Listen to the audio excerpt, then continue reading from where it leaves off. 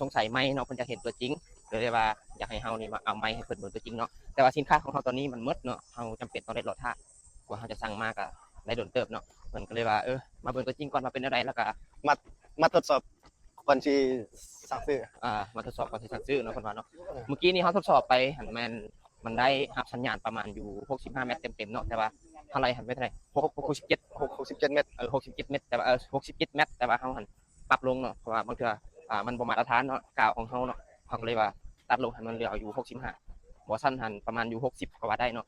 ถ้าว่าเฮาอยู่นิ่ง67เมตรนี่แม่นจะได้แน่นอนแต่ว่าเนื่องจากเฮาเคลื่อนไหวเนาะแน่นอนในเวลาที่เฮาเฮ็ดคลิปเขาอาจจะมีการเคลื่อนไหวนู่นนั่นนี่เนาะเมื่อกี้ให้สัญญาณขัดข้องฉะนั้นในคลิปนี้เฮาก็เรียกว่าทดสอบไปแล้วเฮาก็เห็นถึงสมรรถนะการใช้งานของมันก็ถือว่าดีพอสมควรเนาะซึ่งมันจะเหมาะสำหรับคนที่ว่าเฮ็ดคอนเทนต์หรือว่าเฮ็ดคลิปแบบแนวกินบ่หรือว่าเฮ็ดรีวิวงานบ่หรือว่าจะเป็นนักพากย์เสียงบ่อันนี้สามารถตอบโจทย์ได้แน่นอนเนาะเรื่องมันนึงว่าจะได้ไผมาของเพลงก็เอาไม้ตัวนี้ไปใช้ได้คือกันเด้อโอเคแม่นสามารถถึงแม้ว่าเสียงเฮาสิผ่านบ่ผ่านอันนี้อันนี้แม่นเคยใช้ไมค์ตัวอื่นมาก่อนบ่แม่นเคยใช้ไมค์ของอายุอยู่ห้องก็รู้สึกว่ามันดีแต่ว่ามันจะได้รับเสียงรบกวนแล้วก็ระยะของการรับสัญญาณมันจะบ่ได้ไกลเท่าซำนี้อันนี้มันรับสัญญาณได้ไกลกว่าโอเคได้ดีกว่า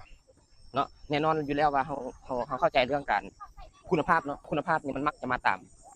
มูลค่าเนาะมูลค่ามันจะอาจจะสูงแต่ว่าสิ่งที่เราจะได้มาแม่นเครื่องที่มีคุณภาพแม่นโอเคของถึกบอดี้ของดีบ่ถึกถูกต้องตอนนี้เนาะค่อยมาเฮ็ดคลิปกับลูกค้าของค่อยนัดกันอยู่เดือนมซคนหลายเนาะค่อยหากันเลิกแต่เวียกเนื่องจากว่าเพิ่นได้นัดมาเนาะก็เลยว่าให้ตัดสินใจซะมาเฮ็ดตามสัญญามานัดเบิ่งเครื่องเป็นจังได